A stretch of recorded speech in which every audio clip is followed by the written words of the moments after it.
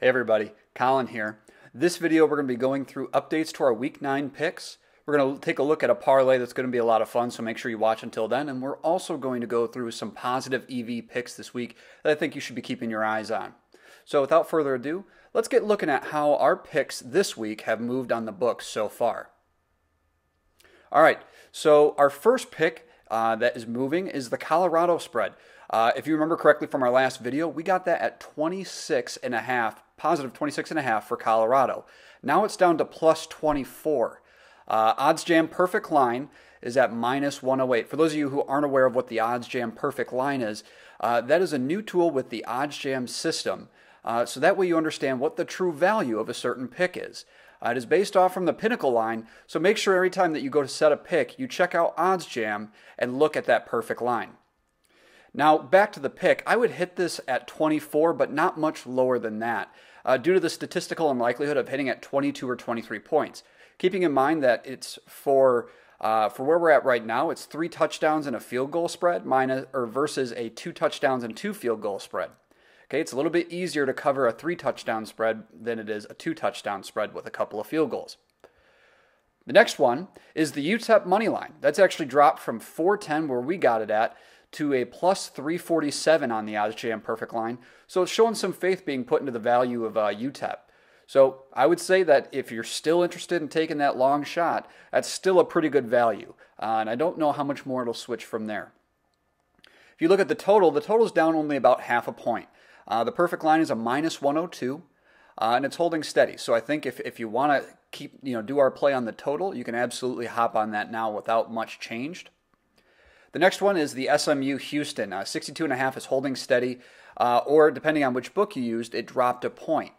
The over is priced on the Odds Jam perfect line at a plus 101 on 62.5 and minus 113 on a 61.5. So to keep an idea of what the difference is in that half point. So in order for the 62.5 to hit, you have to have 63 points scored, which is a total of 9 touchdowns. Okay, 62 points is just 8 touchdowns and 2 field goals. That's much more realistic in the scope of things. That's why we're seeing this discrepancy in that perfect line. So I would say that if you can get it at the 61.5, go ahead and hit on that and hit the over. And last, I'm seeing that the Florida State versus Clemson plus 10 line for Florida State is already down to 9 or 9.5 handicap. The perfect line for a plus 9 is a minus 107. And the perfect line for a plus 9.5 is a minus 105. So that being said, obviously, if we want to do the positive, try to hit a plus 9.5, depending on the book that you're on. But I still think that there's value in a plus 9. All right, so this week what we're going to do is we're going to be instituting something called the People's Parlay. And it's just what it sounds like. I'm going to be putting in some money into this parlay, and if it hits, if you follow, like, and retweet the tweet that's going to come out from my personal Twitter page, which is @ChopTheChalk, you have a chance to win. I'm going to select one person if it wins. This will be a weekly thing, and I'll split the money with you right down half and half. So if you put this parlay in yourself, you could win 1.5 times the money that I'm putting in if you also win. All right? So this week, our parlay is a 4-leg. We're going to have Michigan State versus Michigan on the under 50.5. That's minus 111. The reason I like this is that the last 5 head-to-head versus these two rivals have gone 2 and 3 on the under, or over and under, with an average total of 50 or 42.4. Both defenses are top 20 in scoring defense, and they're matched up really well against the other's offensive strengths. Also, it's going to be a hate game, and it's going to be a tough, hard-fought game. I don't see this being like a Big 12 rivalry game where there's 50 to 60 points scored on each side. The next one I have is Texas and Baylor in the over 61.5. That's a minus 110 on the perfect line. This is because both offenses are in the top 25 in scoring. Texas is number 5th in the nation, and Baylor is 25th in the nation.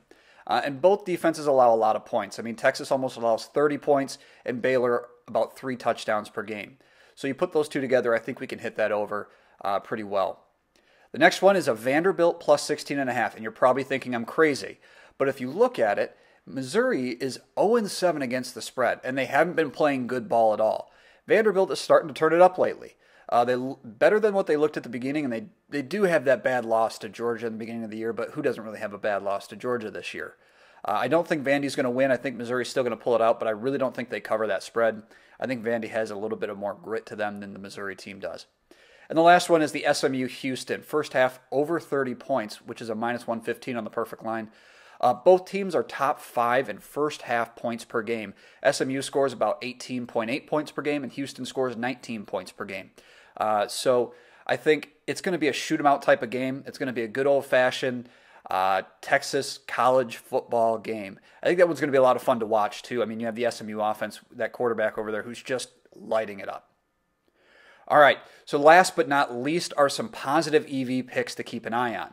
So in this, I'm going to tell you what the pick is, what the positive EV is, and on what books you can find that better value. Keep in mind, these do change regularly. So if you are interested in going and learning more about positive EV, go to the OddsJam site. And if you want to get some more better picks into your bet slips, make sure that you join the OddsJam team. Use my code on the screen here, and you can get $75 off your yearly membership. That's the code right down on the bottom here. So 3 that I have that I want to share with you this week is the Navy first half plus 6.5. I really like this because the Navy team is showing a lot of grit. We saw it last week versus Cincinnati in the first half. That type of offense just bodes for low scores, and I think Navy knows how to put points up in that first half.